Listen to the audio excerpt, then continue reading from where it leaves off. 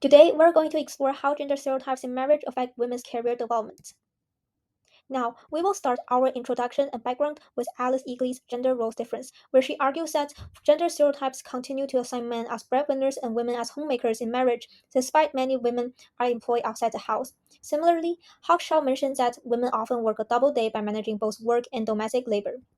Now, to explore the impact of a double day, we turn to the existing literature that talks about a phenomenon called motherhood penalty.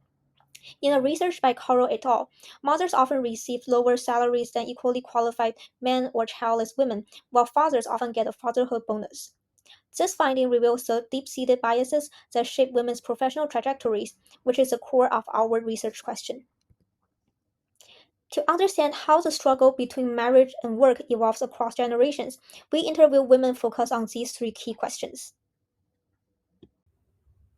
To investigate how women are navigating these challenges, we designed a qualitative study. First, regarding our data collection, we conducted semi-structured interviews centered on three themes. For our case selection, we intentionally chose three individuals at different life stages. Finally, in terms of analysis, we performed a semantic analysis.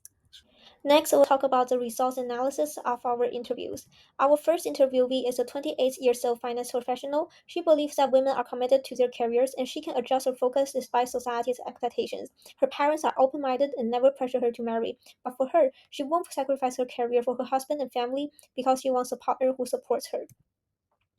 Our second interviewee is a 40-year-old employee of a multinational company. She mentions that ability is emphasized in her workplace rather than her gender, so society's perspectives on marriage won't impede her career development.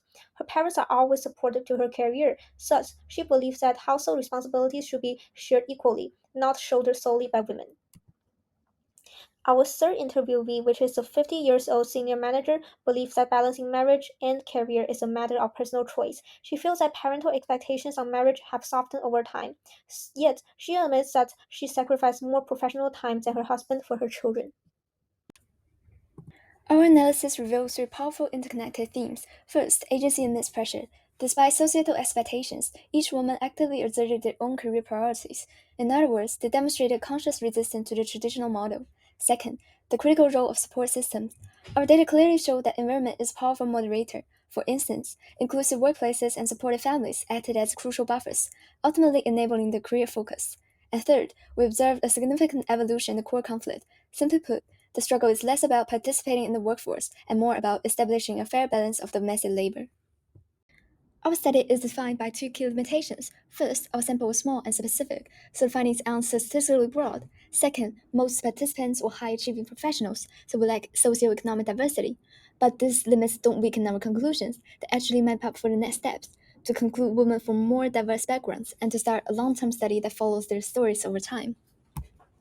In conclusion, our research reveals that traditional unfair treatment faced by women are lessening in both professional and domestic spheres, giving us strong hope for the continued journey towards gender equality.